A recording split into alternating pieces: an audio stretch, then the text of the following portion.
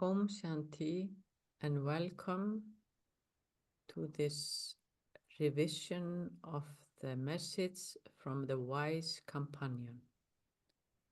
We are going to listen to message from the wise companion and then we will reflect on this message.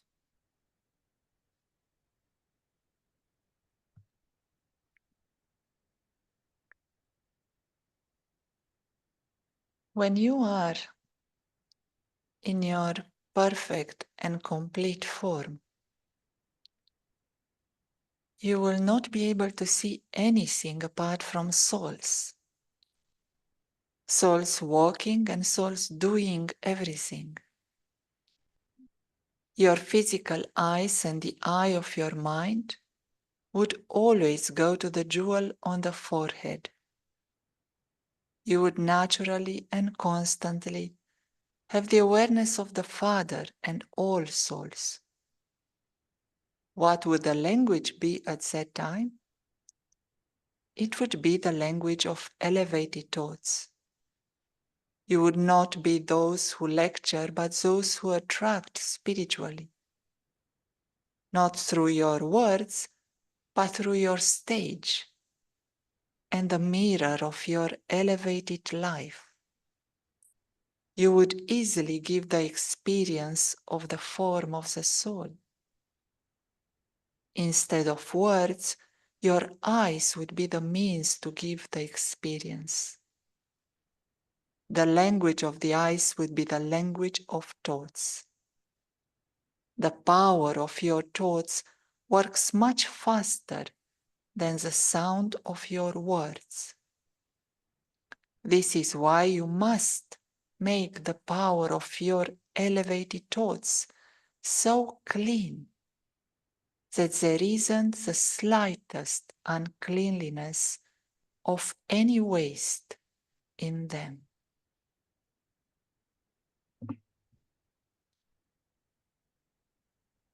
When the wise companion is saying, eyes of your mind would always go to the jewels of the forehead, it's talking about the soul. The soul is located here in the center of the forehead, and the purer the soul is, the more valuable this jewel is. So through meditation and connection with the Supreme, we are becoming purer and purer. It's said it takes a pure vessel to hold the knowledge in the intellect. And these messages that we listen to is the knowledge. So the more we practice having positive and elevated thought, the easier it is to keep this knowledge in our intellect. So almost also talking about those who attract spirituality. To attract spirituality happens through vibrations and atmosphere. And it depends on our state of mind, what kind of vibrations and atmosphere we create. And by keeping your mind and thoughts pure and elevated, you automatically attract souls. The souls connected with you will experience you as a soul and the qualities of the divine soul, the supreme soul. Your eyes would be the means to give this experience. When an experienced yogi or experienced meditator is in a strong connection with the divine, and what it is called is to be in the combined form with the divine, those who look in their eyes will experience God's power. And this is what is called drishti, giving and taking drishti. Those who are strongly connected to the wise companion, The vibrations can be felt through their eyes. The power of your thoughts work much faster than the sound of your words. With a pure mind, elevated thoughts, and uplifting thoughts, the power of the thoughts can easily reach others' souls and give them experience of the Supreme Soul and the qualities of the Supreme Soul. This is a method to serve souls that are close to you and also all the souls in the world. Now we will have more message from the wise companion.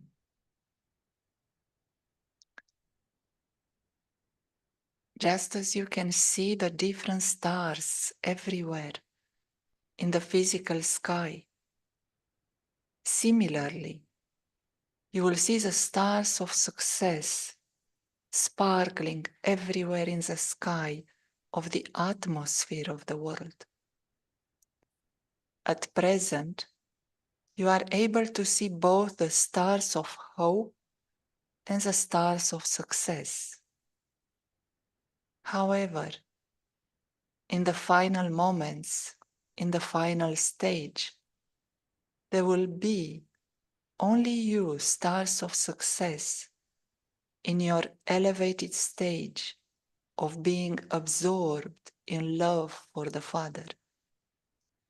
Your spiritual eyes and spiritual image will become such a divine mirror that all souls will be able to see the reflection of their form of the soul without having to make any effort.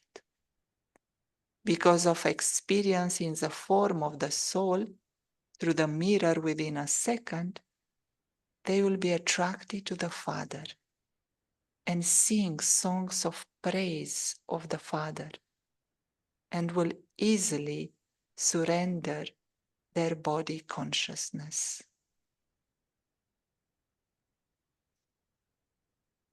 The souls that will be connected with the Supreme Soul in the end will be a mirror for all the other souls that are around them. So people will be attracted to these vibrations, and people, especially those who are empty or in need, will want to come into this energy. And they, when seeing someone who is in such an elevated state, in such a combined form and connection, they will see their future states, and they themselves will be able to connect to the Supreme Soul without effort. So being in a good elevated state, in a good connection, helps others to get into a good connection also. And they easily surrender the body consciousness. To surrender body consciousness is to recognize that I am a soul, being of light, tiny point of light in the center of the forehead. Nothing can change that. Even though this body dies, I still exist. I, the soul, exist. When I understand this, it is much easier to surrender to the Father, to the Supreme Soul, and let go of all body consciousness. Om Shanti.